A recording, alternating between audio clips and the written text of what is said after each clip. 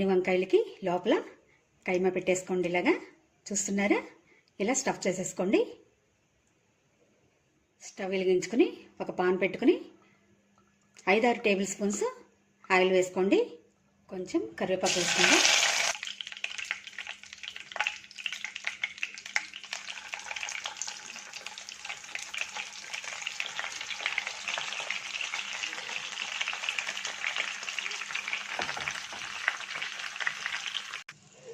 వంకాయలు మీకు చిన్నవి అందుబాటులో ఉంటే తీసుకోండి.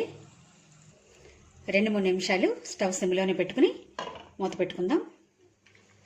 3-4 నిమిషాలు అయింది. చూద్దామా?